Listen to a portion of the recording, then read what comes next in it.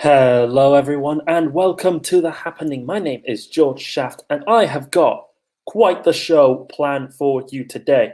I'm going to be talking about the Pandora Papers. Huge deal. Really looking forward to getting really into it. While on the subject of corporate power, we have, of course, Facebook with its big, colossal screw up of this past week, which I am looking forward also to discussing, and almost as much I am looking forward to talking about the Conservative Party conference. The first time I have really felt the strong sense of national decline. But let's just whistle stop our tour straight to the start. This week, mere hours after I released my video last week of The Happening, came a huge story. The Pandora Papers were a series of leaks, well, it was a leak really, of basically all of the sort of data about the clients, the behind the scenes, and a lot of the kind of discussion, sort of, oh yeah, who's got how much money and where, of this Singaporean bank called Asia City. Asia City was one of the, basically an offshore kind of bank that was offering all kinds of cushy deals on, oh, hey, yeah, if you're a very rich and very famous person, then you could keep your money here and no one will be able to tax it. Even better was the advertisement. If you are someone who was high risk, what they called a politically exposed person, then don't worry, we would still take your money. And even if you're a politician who has publicly taken an oath of office to be loyal to your nation and to always, serve it, yeah, we'll still take your money and we will keep it hidden for you so you don't have to pay the taxes to the very country that pays your salary. As you can imagine, it's a huge deal. And I have been fascinated, absolutely fascinated by all the details about the Pandora Papers. The names on the Pandora Papers that are coming up, the clients that were with Asia City alone, make it compelling.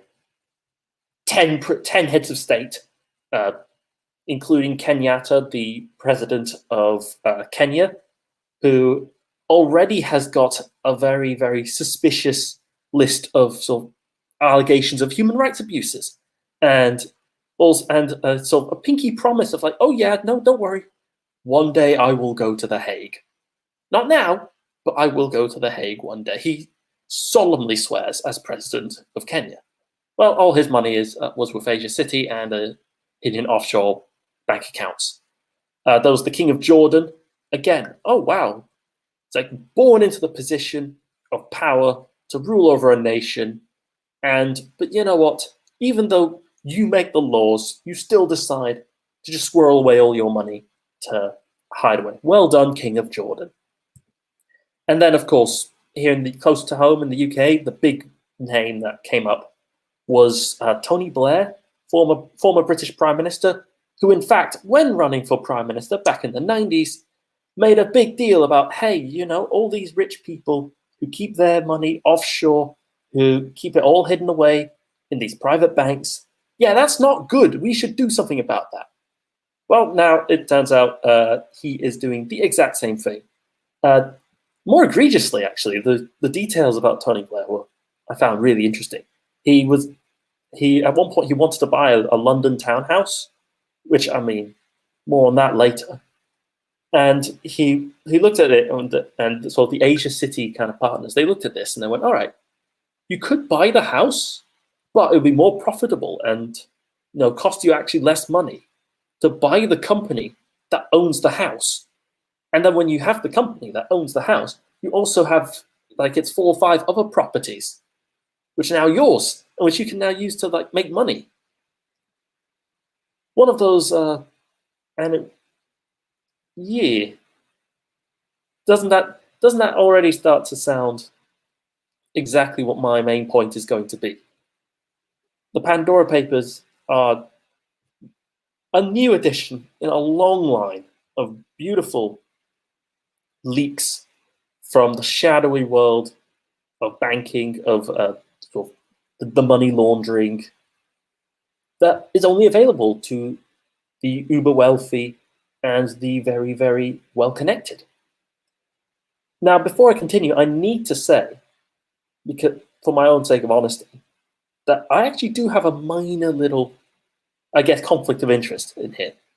Because I grew up in this country called the Grand Duchy of Luxembourg. And in fact, in the 2010s, there was a leak that came out in Luxembourg. It was called the Lux Leaks. And it said a lot of the same thing, that in that particular case, it was the North Korean dictator, was the big name, who was keeping his money in secret bank accounts in Luxembourg so that he could interact with the rest of the world economy.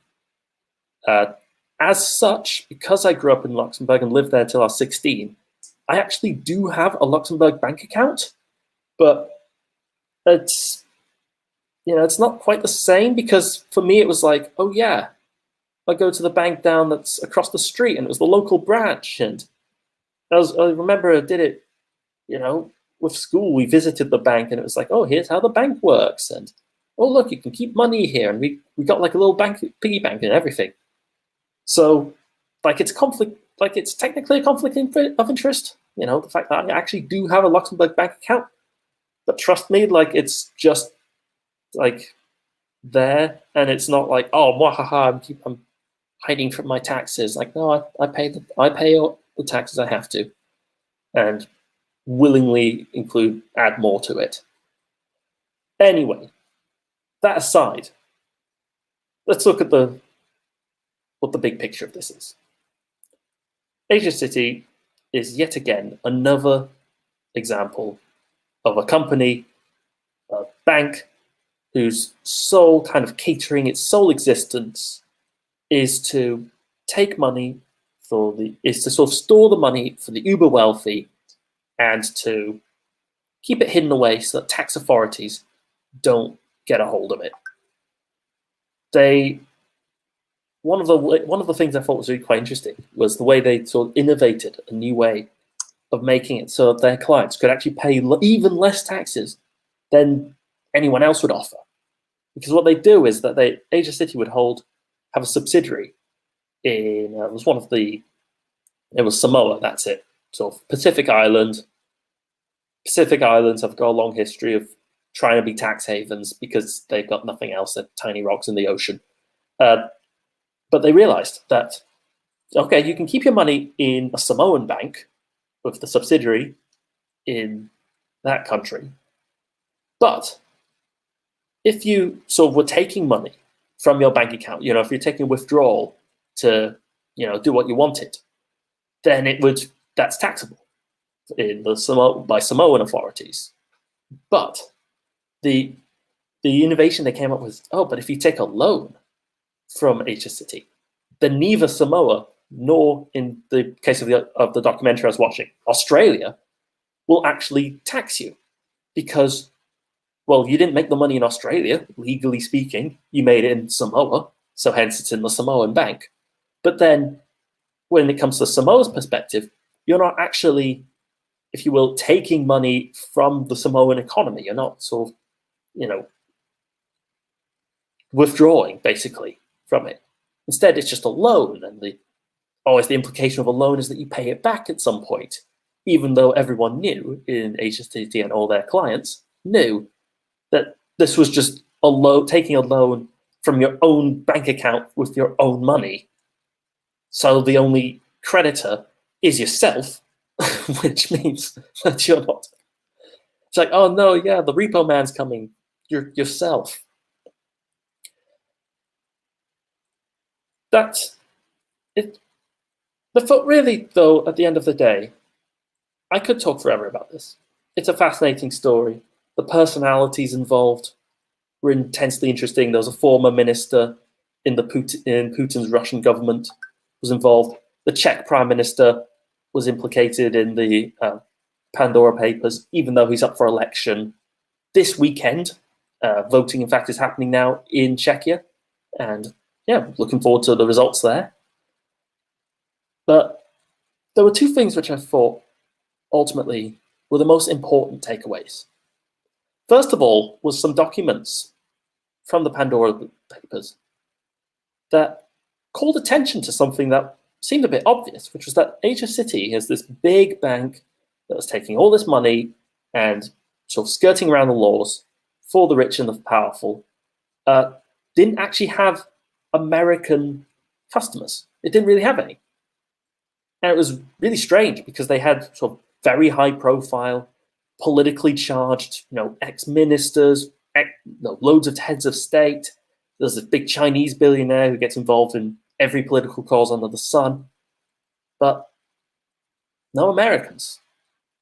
And then it turned out, looking at the sort of Asia City internal documents, it turned out there was no need for Americans because the American tax code was so broken and so full of loopholes and so Byzantine that the amount of money you would save by avoiding the American taxes as a billionaire was not worth the effort of going to these sort of offshore accounts.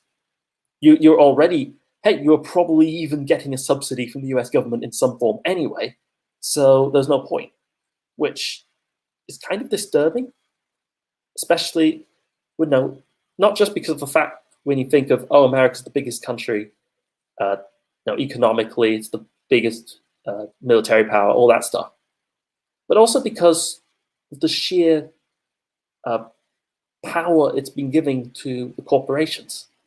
In fact, last week there was a big story on this, but criminally underreported. There was a lawyer called Stephen Donziger, who is basically being sentenced to 6 months in an American federal prison in what amounts to a corporate prosecution. He had successfully sued an oil company called Chevron for its gross and horrible deeds in the nation of Ecuador and won the case. So Chevron turned around and went, okay, well, luckily for us, we own as a subsidiary a law firm who we can now dedicate towards, comb through all of the legal data to try and find something to destroy you. Oh, and we also are one of the biggest funders of basically like a social club, like a big, I guess, how do I put it? Like a regulator, like a standards group called the Federalist Society, which basically all the judges in the US are a part of in some form or another. And Chevron kind of went, yeah. Oh, and also we found that a bunch of the judges in New York, one guy in particular was the first one, actually owned shares and stocks in Chevron. So of course have their wallets are aligned with Chevron's interests. So yeah, let's just put it all together, find the perfect recipe to then take this guy, Stephen Donziger, put him in a house arrest for 2 years, and then sentence him to 6 months in prison with no jury, no federal intervention, and no recourse or way out of it. It's horrifying. And I think that's ultimately the second point that I've really makes me pause when it comes to both the Pandora papers and with this. It was the continual pleas I noticed over and over and over again. Tony Blair, for example, when he was challenged on it, he insisted that everything he did was legal. There was a big Conservative Party donor who was also in the crosshairs of the Pandora papers. He kept all his money offshore. And when he was challenged on it, and when some of the big Tory sort of ministers were challenged on it, like Boris Johnson and Michael Gove, they insisted that their partners and him follow the law. But that's the problem, isn't it? It's estimated that as much as 10% of the world's wealth is held offshore in some form or another. Is kept squirreled away in some secret bank account where the rest of us can't access it or get any good from it. and almost all of it completely legally.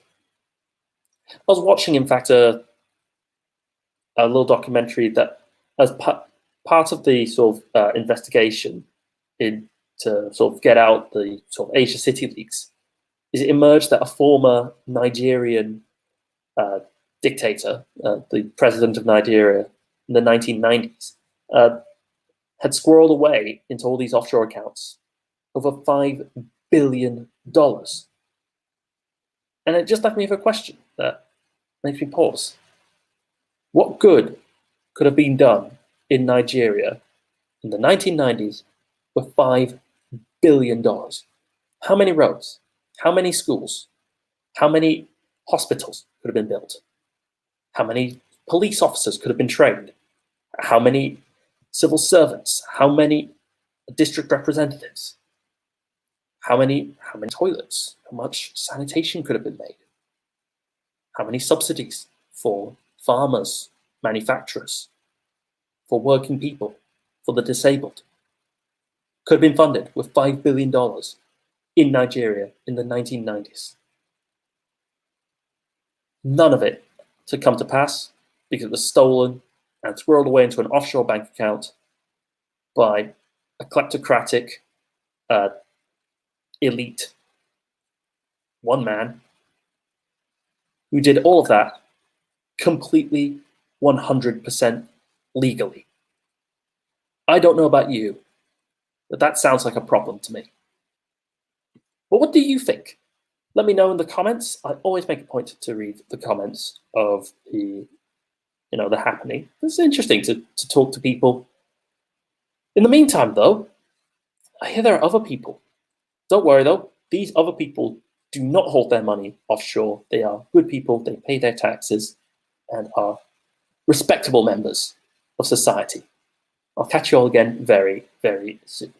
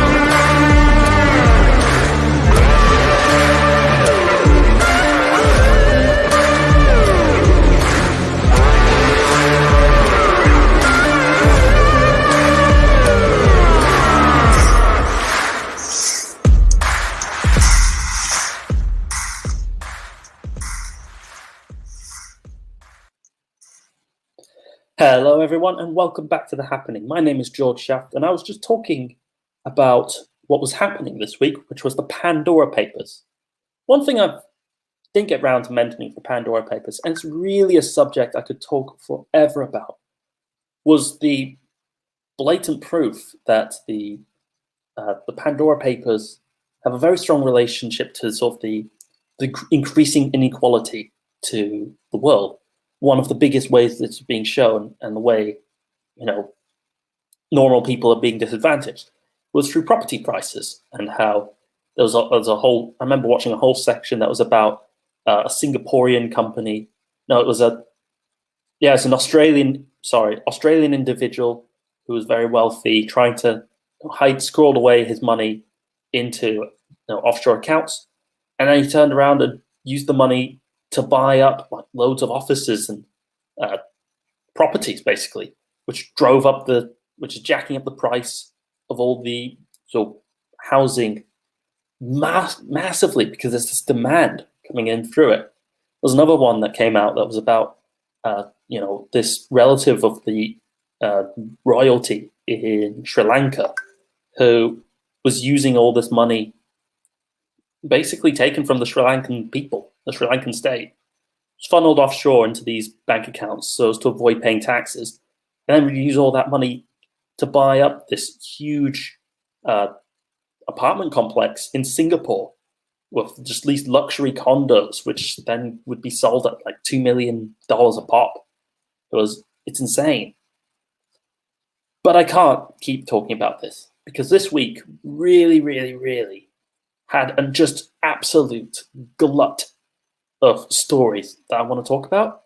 In fact, actually, I don't even have an editor this week, because I just got a call saying like, hey, by the way, nobody's going to be here to like support you and all that. You sure you know how to use StreamYard? I was like, no way am I going to pass up discussing this week. No way. And the second story why, is another one that's to do with corporate power and to do with the unfortunate realities of the elite we live with. But it was a bit in the opposite direction. The Pandora Papers is all about how the elite subvert the rules, or they technically follow the rules, which they wrote, but then sort of break the spirit of them. The opposite has come true, though, of an elite who have no rules, and as such screw up. It affects everybody. You might have noticed at one point this week that Facebook was down, as was its subsidiaries, Instagram and WhatsApp. I personally didn't notice, because I was playing D&D that night, and so to me the story was something that happened when I got back home, having played D&D, and it was like, oh yeah, hey, great, good time. But Facebook being down caused a massive stir. There was huge speculation as to what caused it. There's all sorts of like fake stories about, oh, it was some cable somewhere that broke, or some kind of like inherent software thing that makes all this Facebook, not work, all this stuff.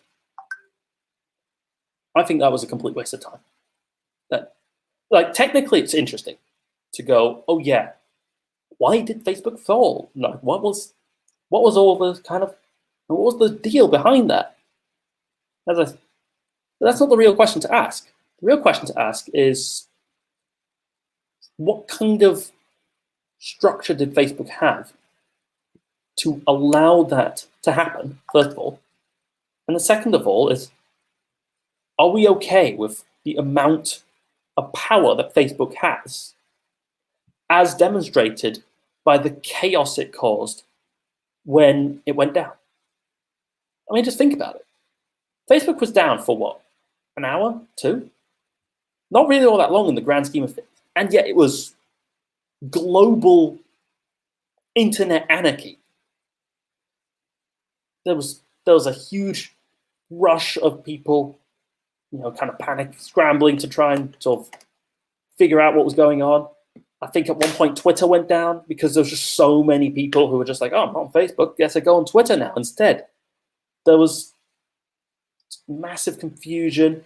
And then, as I've mentioned afterwards, there was the fake stories, there was the misinformation, there was controversy. And I just can't help but think that why is so much influence there? Why is so much power in society being given just to Facebook? Like, it wasn't down even for a day. Like, it was not down for much time at all. Yet the fact that it went down was pandemonium. Mark Zuckerberg actually fell off the Forbes rich list because of the huge personal loss he took from Facebook.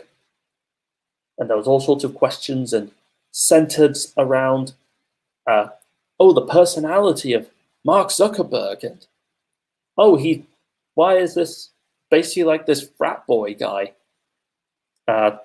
still in charge of this giant social media enterprise that is connecting billions of people? Personally, again, I think the discussions on the sort of individual personality of Mark Zuckerberg is a bit of a waste of time. And I think it sidesteps the more important question of what can we do about this? And what should we do about this? It's all well and good to turn around and say, oh, Mark Zuckerberg is like a stupid man, he's a bad man, make him go. Like he oversaw Facebook when everything was going wrong. But that doesn't stop the fact that someone would be in charge of that much power. Someone, if Facebook stays as a private company, who is not elected.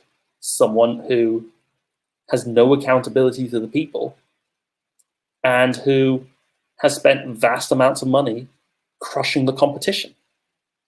I mean, Snapchat is continuously under assault from Facebook, trying to weaken its market share and so they can buy it.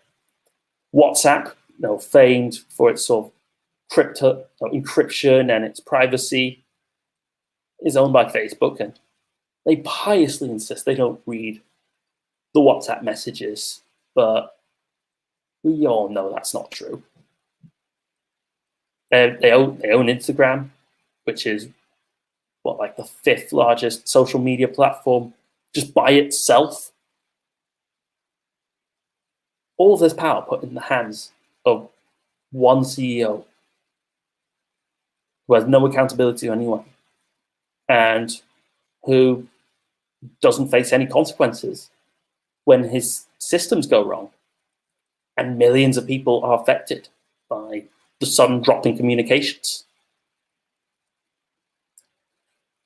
I don't know about you, but I think the real questions we should be asking is, how do we move forward from this kind of breach?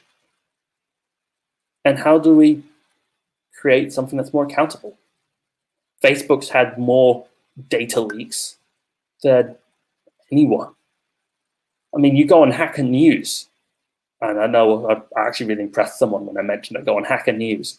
But when you go on Hacker News, like every week, there is some kind of Facebook data breach bug somewhere, it's just a casual, and it's not even news anymore. It's just a casual, oh, by the way, 5 million people's data on Facebook just got stolen by hackers. No biggie. Why are we concentrating all this power, all this data, all this vital infrastructure to one California CEO? We should change the structures and make that not so likely in future. But what do you think? Let me know in the comments below, and I'll catch you all again after these other people start having a chat. Don't worry, they're very nice people, so I'm told. The valuations that you place on an asset are always behind you. It's always in hindsight. It's never in front of you. And that's one of the challenges, right? Because you're always valuing what happened yesterday. And what you need is what's going to happen tomorrow. What am I saving or investing for? Why am I doing it? When will I need the money? And how much money do I need? Yeah. So that's quite important, because when you're looking at your net worth, you got to start with saying, well, what do I want my net worth to be, so that there's a goal, and then work backwards. How do I get there? And if I can start with £50 or $50 a week, if I save that every week, and you can go online and use calculators online. I don't have to teach you the maths behind it, but you can say, okay, and if I get a 3% return and I put this away for how long will it take to reach my goal? And that's called just this basic cash flow projection calculations. And it's what we use in financial planning all the time. What we say to clients is we say, okay, what is your goal? What is your objective? Where do you want to go to? And we discuss that in a lot of detail and over most of the meeting. And then the rest of it is saying, okay, in your exact circumstances, with your risk profile, with how you feel about investments and pensions and taxes and where you are and who you work with, and your education level or your lack of education, or how involved you want to be. There's a lot of variables that we take into account. And then we say, okay, here's a plan. You start like this, that's great. And then we review it all the time. And we say, okay, we need to increase it, we're on track, we're not, this is what is happening. Because remember, when you're dealing with assets, the valuations that you place on an asset are always behind you. It's always in hindsight. It's never in front of you. And that's one of the challenges, right? Because you're always valuing what happened yesterday, and what you need is what's going to happen tomorrow. So that's a struggle. Yeah. So there are strategies everywhere from £50 a week up to £100 million, and they're different. Right? They range differently from everyone, but and from country to country, to be fair. Different countries have different tax laws, so different vehicles. But from your point of view, at the sort of normal end, I'm not going to call it the low end because I'm in that boat as well. It's as tax efficient as you can get it. That's where you start. You use all the tax efficiencies, and then you step up into different things.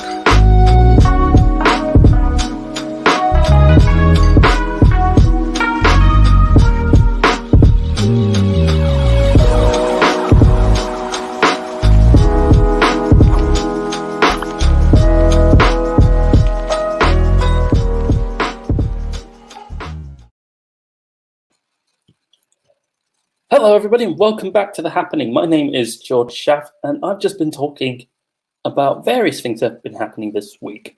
Talking about Facebook going down and the huge furore around that.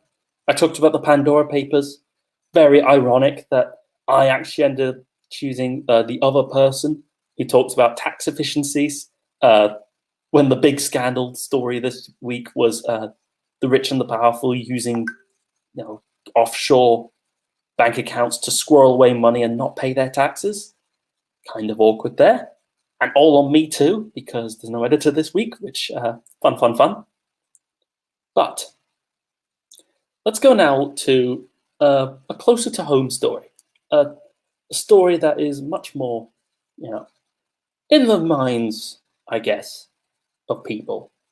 The Conservative Party conference. Last week, I talked about the Labour Party conference. Somehow it's tradition in the UK that the opposition party goes first for their conference. And yeah, it was a bit of a,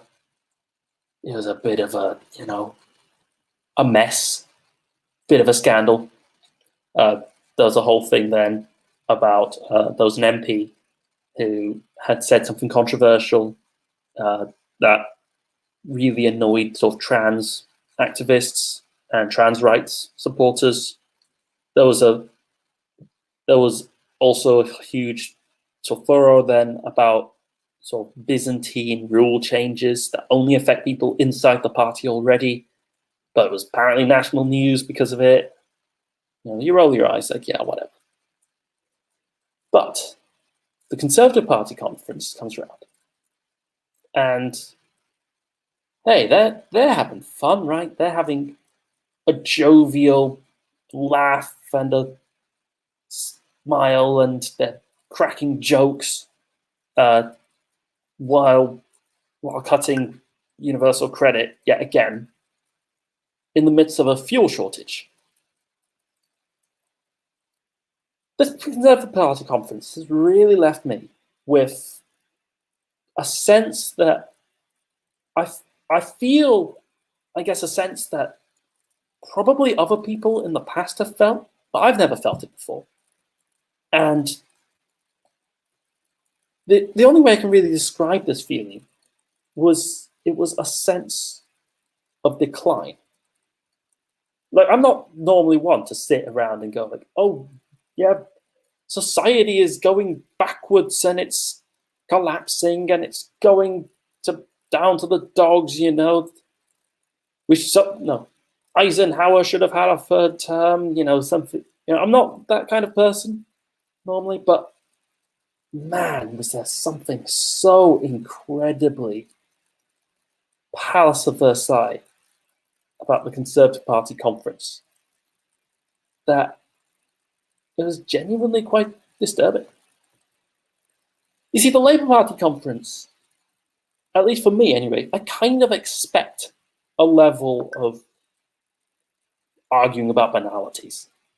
You know, what are the internal rules of how a Labour leader gets elected? Who cares?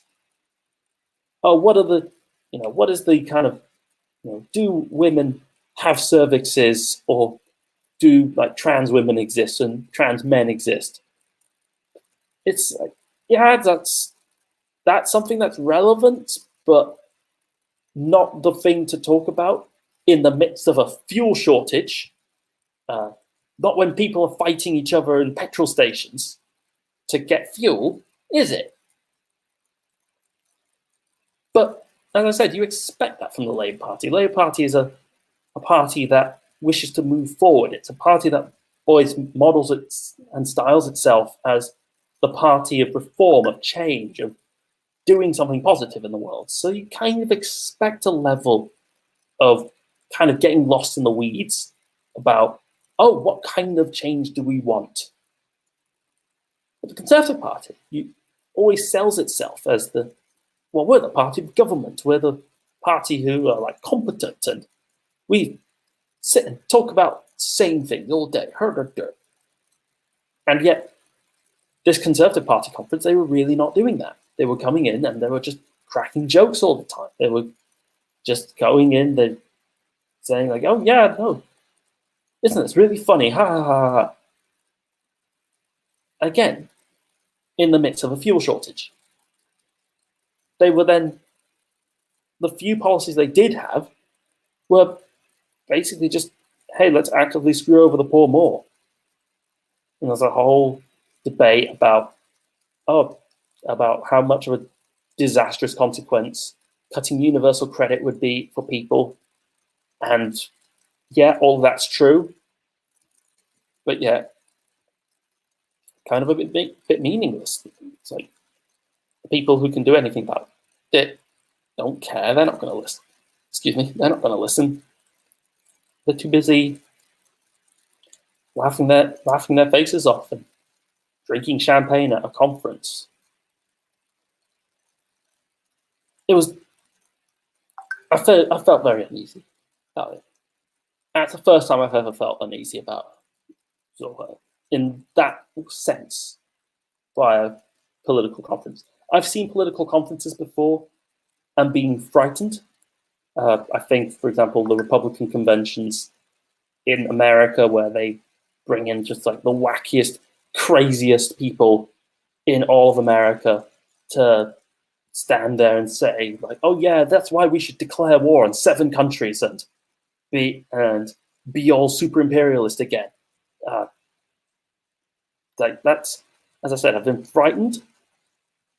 I've felt exasperated, like I was with the Labour Party conferences. Like, yeah, whatever, going of discussing banalities or I think the term is secondary things in the midst of major national crisis. But at least, you have the thought of, but at least they're taking it seriously. But this time, the Conservative Party conference just was not. It was just genuinely, oh, hey, yeah, here's how to have a jovial time. Ha ha ha ha ha. And I really don't know what to make of it. I really don't know what to think, except this is decline. This is the elites getting so disconnected, so entrenched in their power, so secure in the thoughts that they have a handle on everything, that why would they cross their minds the fact that them cracking jokes all the time while in government in the midst of a fuel shortage is a good idea. Decline's the only word I can think of to describe it. And somehow, in some place in my soul, there's something more frightening about that than a crazy fascist standing on the stage and ranting about declaring war on lots of countries. What do you think? Let me know in the comments below. You could call the studio, but I would not recommend it, mostly because I am not in the studio. And even if I was in the studio, the show is ending right now. I've been enjoying this week of The Happening. This was probably the week I've been, all cards on the table, the most excited to do a Happening episode on. But with the Pandora papers, just this infinite well of fascinating scandal of the rich squirreling away all their money offshore to the direct detriment of everyone else. How was I not going to talk about that? I'll catch you all again next week, though, and speak to you all very, very soon.